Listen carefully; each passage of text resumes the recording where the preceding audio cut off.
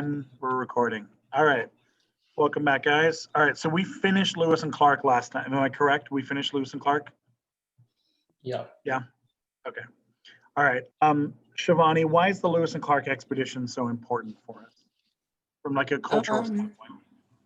It like they romanticized the West to the point where like they thought that they said like, sorry, I don't know the word. It's like they had these natives with them, and then the people were like, oh wow, they're so cool, and they were turned into heroes, and like they were glorified that they wanted peace, basically.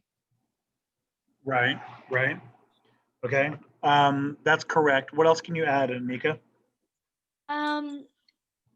They glorified the West, but also like moving west, so it caused that wave of westward expansion later. And also they were like hailed as like frontiersmen, which created that huge idea of the American frontiersman and the frontier, which still plays a part. Yeah, let's focus on the frontier for a moment, because you're right, Shivani, you're correct about the like heroism and stuff, and that's tied to the reading from the discussion, right? But I want to focus on the frontier. What effect does the frontier have on the soul of America, right? America, like our relationship with our frontier is a very, very important thing for us. What does that do for our culture? What do you think, Eric? I mean, it kind of sets up the idea of like exploring new horizons and like the adventurous spirit, like Right. how Americans are storytellers. It all starts from this Lewis and Clark expedition. Okay. We do certainly tell a lot of stories about this, right? And a lot of our stories come from the frontier. A lot of our stuff does, right? But there's other countries that have frontiers. I'm thinking about Russia, right?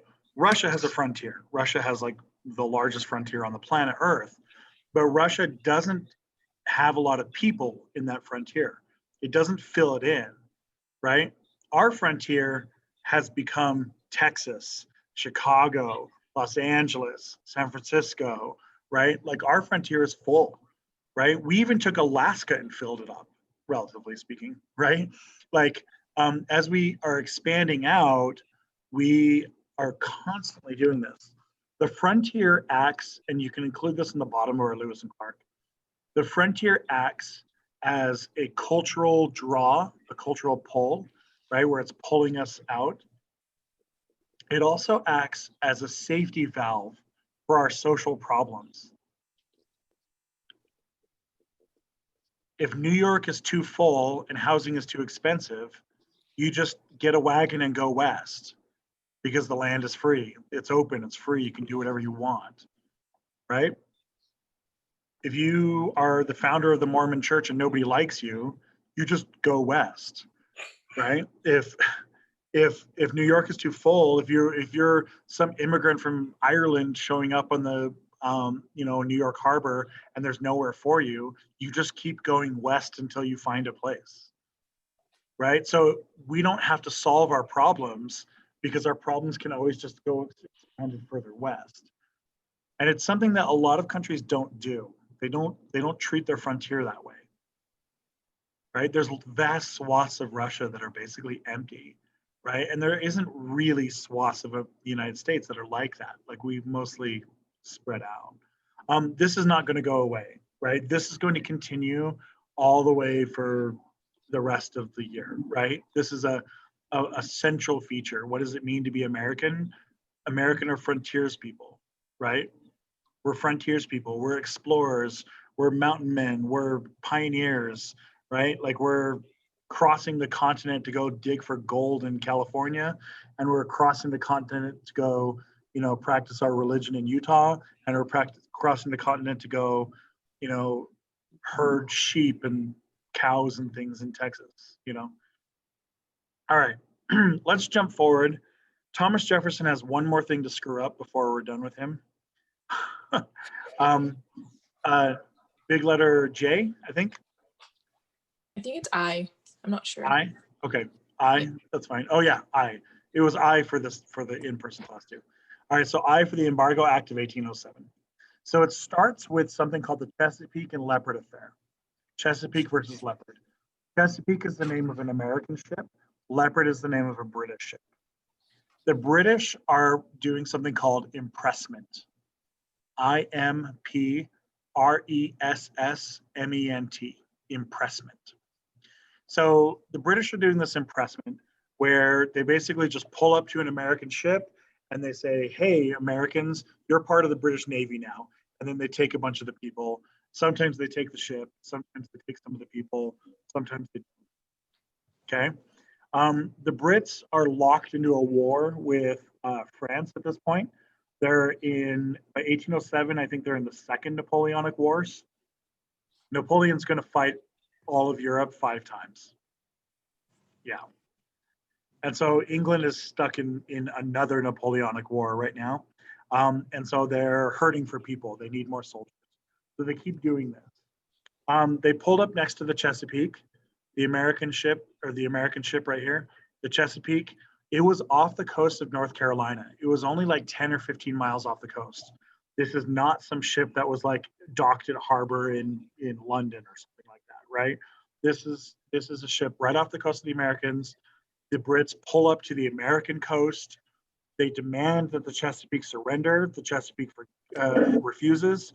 So the Leopard shoots at, and then the Chesapeake surrenders. Now, how is Jefferson going to react to this? What does Jefferson feel about the British?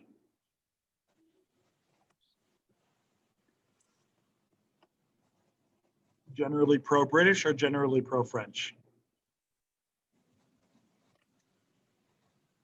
Oh no. What is Jefferson? You guys should know this. What's Say it again? I don't know. I feel like you did it wrong. Jefferson is pro-French. He's pro-French Revolution. He's pro-France. He was the ambassador to France. He lived in France. He loves France. That's what I thought, but I wasn't sure. Oh my gosh. Oh my gosh. You guys are killing me here. Hamilton was pro-England. Jefferson was pro-France. Okay. So our pro-Frenchy French Jefferson, he decides that he wants to punish England by passing the Embargo Act of 1807. Okay, do any of you guys know what an embargo is? The word in general? Ship. Cargo. Huh? I don't know. Ships. That's all I think of. Ships, yeah. Okay, it has something to do with ships. So an embargo is a stopping of all trade. A stopping of all trade. It usually involves stopping ships from arriving into harbors or leaving harbors.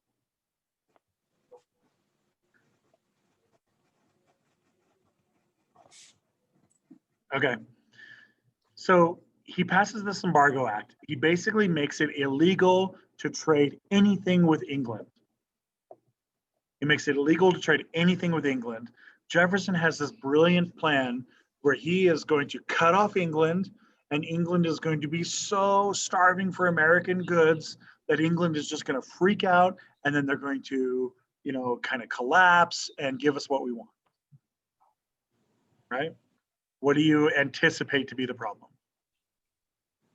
England has other options for trades, and America is starting out. Yeah.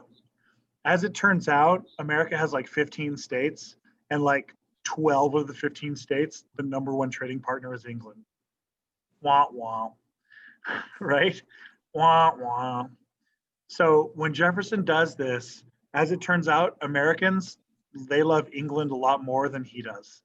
Right? He's like super pro France, and a lot of Americans are kind of lukewarm on France, right? And most Americans are really, really freaked out by like Napoleon and the French Revolution. A lot of Americans are like, what the hell is going on in France, right? A lot of Americans are like that. So Americans are not totally on board with this. Okay, this is devastating to the American economy. It ends up hurting the American economy way more than it hurts the Brits. Way more. So what it does is, so it costs the United States a ton of money. And then also, thank you. It costs the United States a ton of money. It also costs more money to enforce than it saved, because Jefferson wants to dismantle the Navy, right? So he had to bring the Navy back, pay for the Navy in order to enforce the embargo that he couldn't pay for the first time, right? And it causes open rebellion in like 4 or 5 states. Take a shot. What state do you think is going to go into open rebellion? Massachusetts. There you go. Eric for the win, right? If it's a state in rebellion, it's Massachusetts, right? How often does Massachusetts go into rebellion? Like 6 times in my class so far, right? Massachusetts is always kind of like 20% in rebellion anyway, right? It's always a little bit in rebellion. Massachusetts goes into rebellion whenever there's any change in the tax law, any change in trading law, or the Boston Red Sox win or lose a game, right? If they win, you go into rebellion out of joy. If you lose, you go into rebellion out of anger. But either way, not rebelling is not an option, right? Okay. Yeah, you're right. Absolutely. So open rebellion in Massachusetts, in Maine, in Rhode Island, in Connecticut, basically all of New England is like, what the hell? Now, Jefferson doesn't know this yet, but this is actually going to end up kickstarting the market revolution. You guys don't really know what this is yet, but you will soon. So just go ahead and put it in the notes for now. It'll mean something to you soon.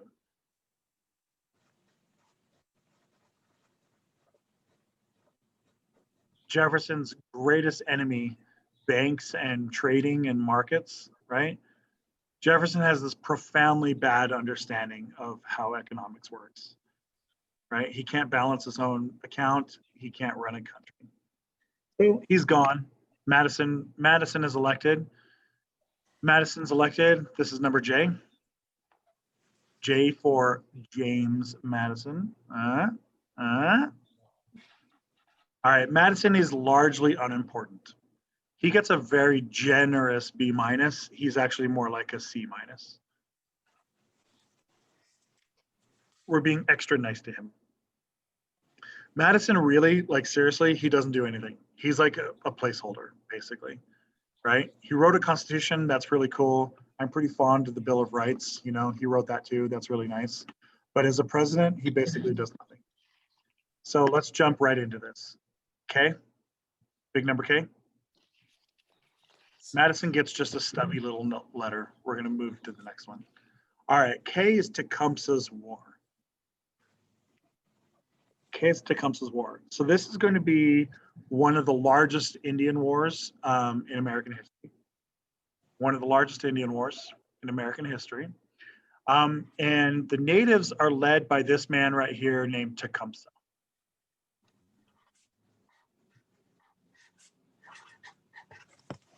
Okay, Tecumseh, he unifies about a dozen tribes. He unifies about a dozen tribes into what they call the Tecumseh Confederacy. Tecumseh Confederation, not Confederacy. Tecumseh Confederation. It's a unification of about 12 tribes. The numbers are a little bit iffy on this. And all the tribes are centered around the Great Lakes. Okay, so it's like Michigan, Indiana, Ohio, Illinois.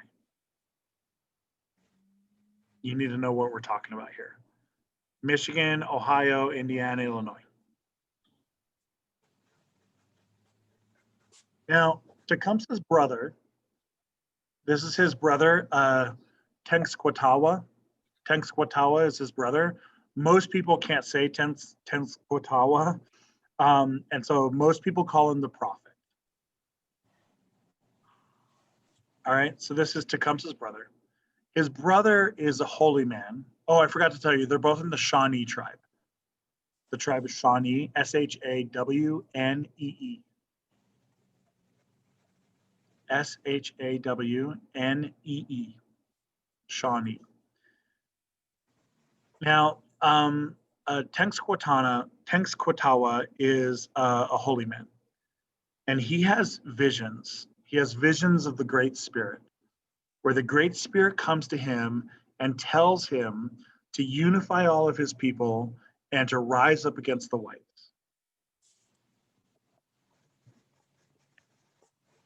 Unify his people and rise up against the whites. And so Tenskwatawa, the prophet, he starts to travel around the different tribes, spreading this message of unity, right? And the tribes are all freaked out because they're living in what has always been their land, but now white people are claiming it that it's theirs, right? White people are trying to claim that Michigan is theirs and that Indiana is theirs and that Ohio is theirs, right? So the prophet, he founds somewhere called Prophetstown right here, which is, it ends up being like a city, Prophetstown. It would be in what today would be Indiana. And Prophetstown is this collection of tribes that are all coming in here and they're all forming a city because they say in order for them to rise up against the whites, they need to be able to, come together as a group. And they declare war on the whites. They declare war on America. And they're trying to create their own country. They want to create a Tecumseh country here in, Michigan, the Great Lakes area. And they want to declare this as their own country. Now, the United States predictably is going to do what? Of course, the United States is going to welcome Tecumseh in friendship, shake his hand, sign a treaty, and give him the land, right? Yeah, no, of course not. Of course not. The United States goes to war. The great war hero, this is the founding of the great war hero, William Henry Harrison, who fights Native Americans. He wins the Battle of Tippecanoe. When he runs for president later, it'll be Tippecanoe and Tyler too. Tyler's his vice president. And he runs with that little slogan, and people around the country are like, Tippecanoe and Tyler too, right? It's a battle here up on the Tippecanoe River. William Henry Harrison will become president in a few presidents, and he will remain president for 30 whole days before he dies.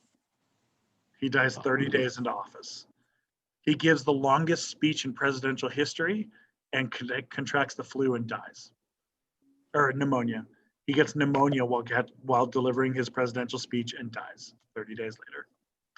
Yeah. Well done, William Henry Harrison. Shortest president ever.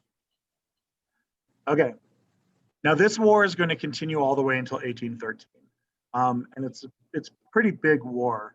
It's a pretty big war. It's all about, near Detroit and all this other stuff, right? It's a pretty big war. But you guys know that the War of 1812 is coming.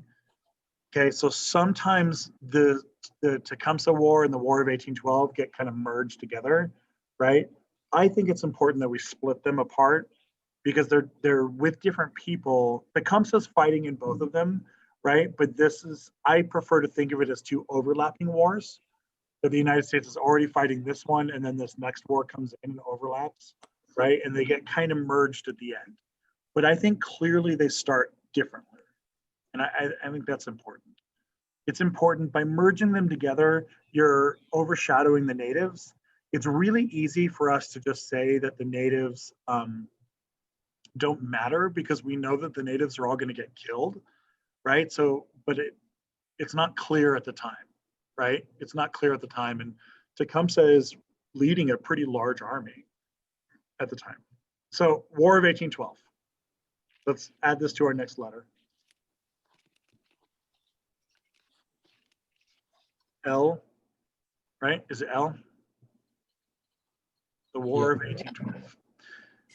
All right, so the War of 1812 starts for three reasons. The first reason, the British are still impressing our sailors. The British are still doing it. They didn't even stop yet. At this point in time, the British are at war with France again. I think this is the 5th Napoleonic War.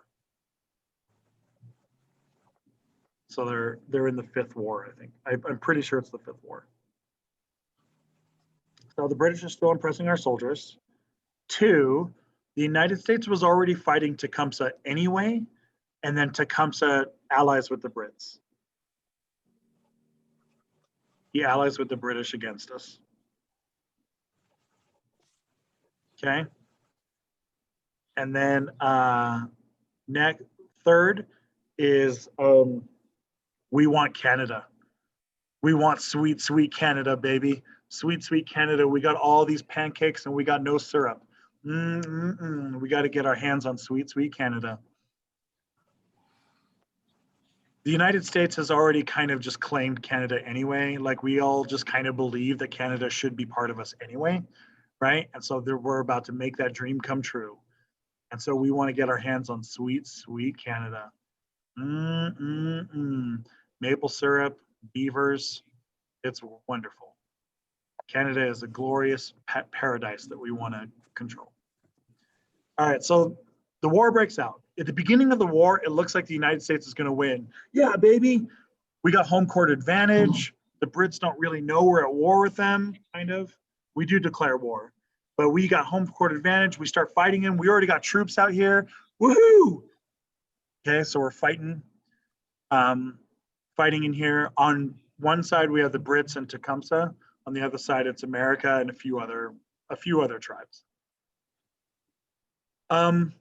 We have two major problems with the war. Major problem number one is that the United States never actually invades Montreal. That's the capital of Canada at the time, right? It's the biggest city. It's where most of the people are. We never actually invade Montreal because New York doesn't want to be at war. And so we don't want to send troops across New York. New York voted against the war. And so the country doesn't want to send troops across New York because they're scared that New York will be upset about it. And so instead, they send troops up here through Detroit, which means that you have to fight the long way and you have to fight all of the troops the whole way up. We could have just gone right to the capital, taken it out. We probably could have won if we did that. Probably. Okay, so that's problem number one. Problem number two is once the Brits get around to fighting us, the Brits do what we should have done and they come right for our capital. The Brits just sail right up the Chesapeake. They start bombing Baltimore. They bomb Washington, D.C. They burn the White House down. Very famously, Dolly Madison, James Madison's wife, Dolly Madison, she had a banquet laid out for guests. And then when the war came, they had to evacuate really quickly and they left all the food out. So the British commander comes in, eats, they eat a feast and then burn the building down. Nice, huh? Yeah. This is where we got the Star Spangled Banner. The Star Spangled Banner is written in Baltimore at Fort McHenry right here, when Francis Scott Key goes to bed at night listening to the rockets' red glare.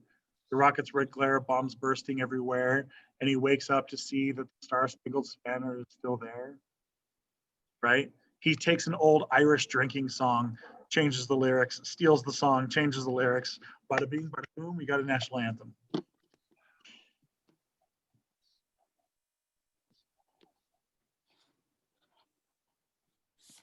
So we negotiate peace with England. We demand that England gives us Canada. England says no. England says no. England demands that we pay them a bunch of money. We say no. We basically just sign a treaty where nothing happens. Neither England nor the United States really wins the war. Neither of us get anything from the other one. We both just kind of exist. Okay? What is clear though, who's the clear loser of the war? Who do you think? I bet you could figure it out real quick. Who's the clear loser of this war? Who do you expect? The natives. The natives are the clear loser. Tecumseh gets killed, Pensacola gets killed, the entire native army gets destroyed. So the natives are the clear losers of this war. The War of 1812 is important for two reasons. Okay, reason number one. The first reason it's important is because it establishes that the United States is here to stay. We've now beaten England twice. We've beaten England twice in 40 years. That's something that not a lot of countries can do. So it establishes that we're here to stay. Okay. Sure. I'm zooming for another 15 minutes or so. Yeah. So we're here to stay. The next thing it establishes is that we get a manufactured victory. Manufactured victory. This manufactured victory comes mostly in the form of the Battle of New Orleans. The Battle of New Orleans, the most important battle of the war. And we win, baby. We beat the trash out of those Brits. And we are introduced to our new hero, Andrew Jackson, who's going to become president shortly. Okay, he's our new war hero, Andrew Jackson. He gloriously invades New Orleans, destroys those evil British people, you know, liberates New Orleans for all Americans, for all freedom, for all time, 5 months after the war is over. Wah, wah. Yeah, it's 5 months after the war is over. They had signed the treaty, and the treaty didn't make it all the way out to the frontier. So Jackson didn't know the war was over, and so the British commander, didn't know the war was over either.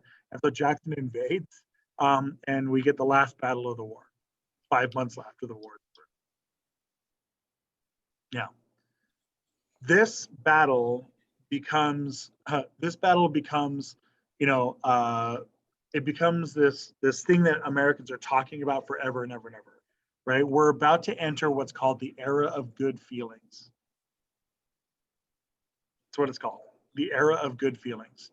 And this era, this time period, is a time period where everybody basically agrees with each other, and that there's no party fighting, there's no political fighting, and everything's great because we're all awesome and we just won this war. Right? Basically, the whole United States just runs up and down the coast going, USA, USA, USA. Basically. Okay. All right, we're almost done. All right, so the last thing that we need with Madison is, and this will go into our next one, M, right?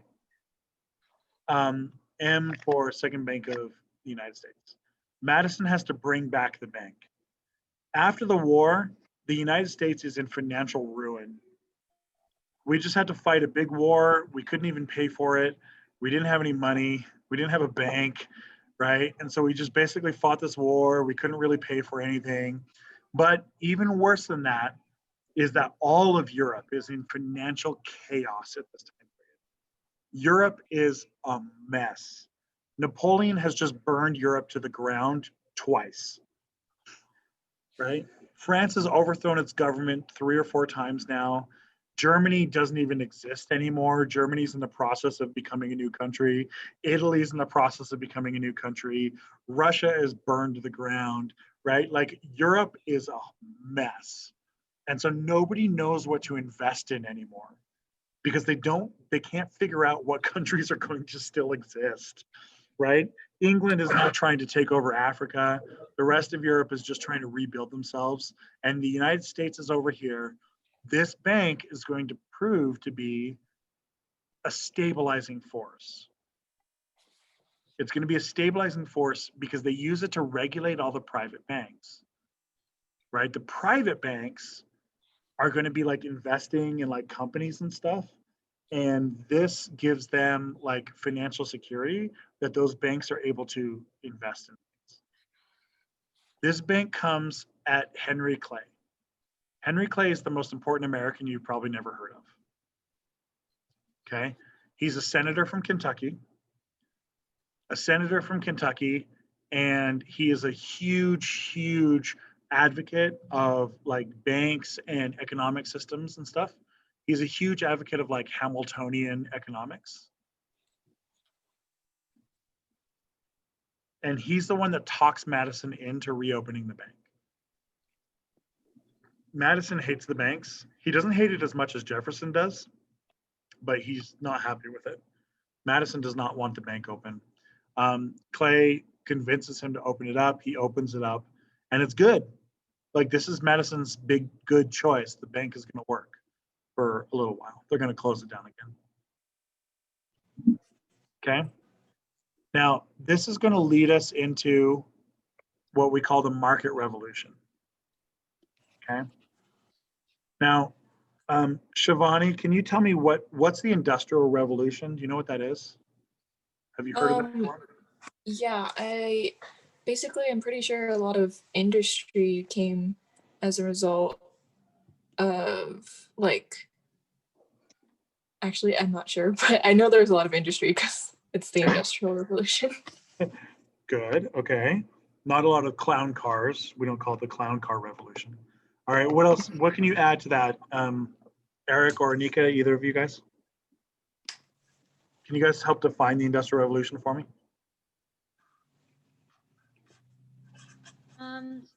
Just the huge boom and growth of cities and factories and manufacturing just everywhere. A lot of inventions, especially things that helped. I from what I remember, a big one was like the steam engine, and that helped with expansion and creating more cities, and then hence more and more manufacturing. So a lot of factory focused and invention focused. Good. Good. That's pretty solid. Okay. I want you guys. This is very, very difficult to wrap your head around. And I was teaching history for years before I really truly wrapped my head around this. Okay. But the Industrial Revolution is like a reset button for the human race. Okay. In a lot of ways, you are a different species of human from the people who came before the Industrial Revolution. If I compare you to somebody like Benjamin Franklin or something like that, right? You are functioning like a different species. You are so different. Every aspect of your life is different. Everything. Every piece of clothing you've ever worn, every piece of food you've ever eaten, every day you've woken up, every day you've gone to bed, you are different. Everything is different. And the world is so radically changed and so radically different that somebody like Benjamin Franklin wouldn't even be able to recognize it. Okay? I'm aware, biologically speaking, we're the same species. I get that. Like, if you go in a time machine back to, 1600, you're going to be able to, produce children with them. Like, I get that. We're the same. Biologically speaking, we're the same species. But culturally speaking, sociologically speaking, economically speaking, philosophically speaking, spiritually speaking, we're not. The human race hits a reset button right around the year 1800. And that 1800, so the human race has hit the reset button 3 times. Once, when we became human, and we ceased to be some kind of like monkey creature and became human. Okay. The second time, when we learned how to farm, we call that the agricultural revolution. Somewhere around 10,000 BC, somewhere around there, right? And then the next time is around 1800-ish or so. The Industrial Revolution is the creation of steam power and factories and railroads and all that kind of stuff, right? The market revolution is part of the Industrial Revolution. The market revolution is the change in behavior. It's the change in behavior.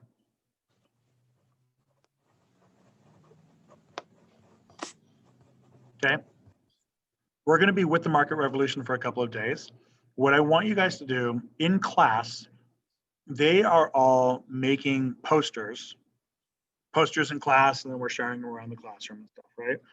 I would like you to make a poster. You can either take a picture of it and submit it on Canvas, or you can bring it in and we'll hang it up. I want you to make a poster including at least 5 of these.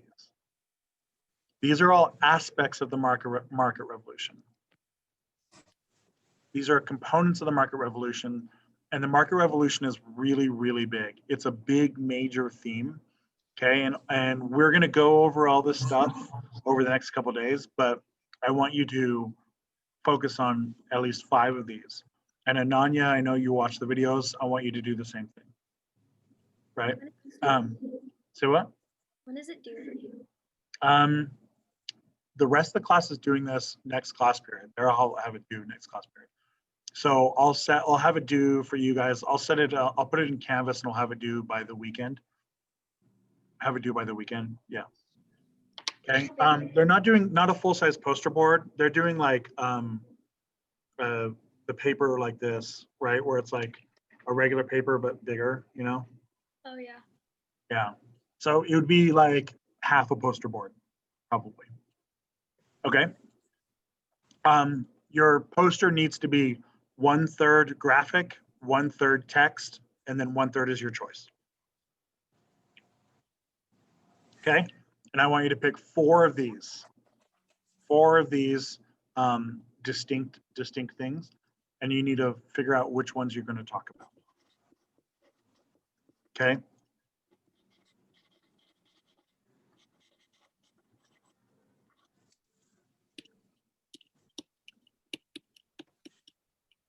All right. I want to, can you guys, let's see, can you guys, trying to think of what's the best way to do this.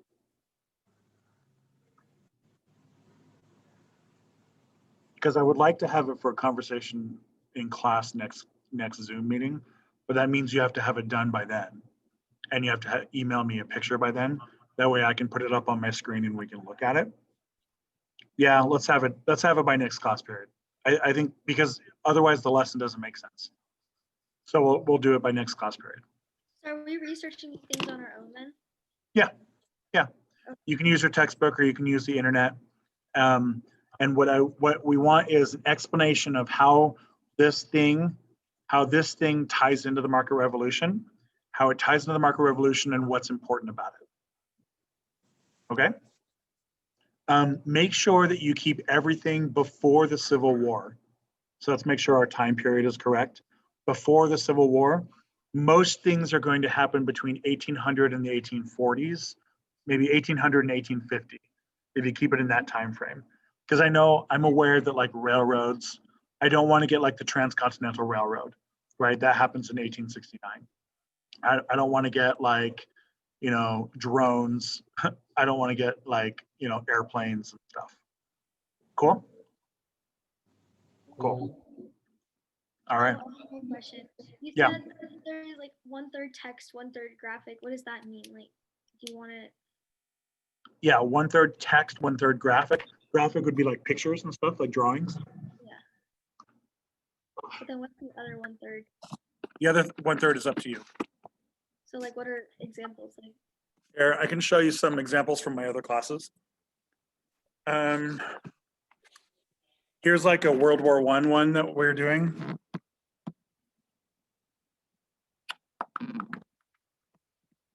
Right?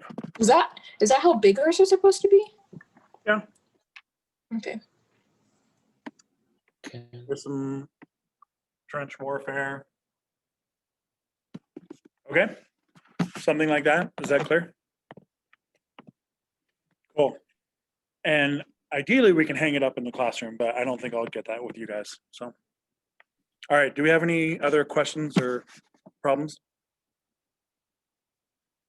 Okay, I'm going to stop recording.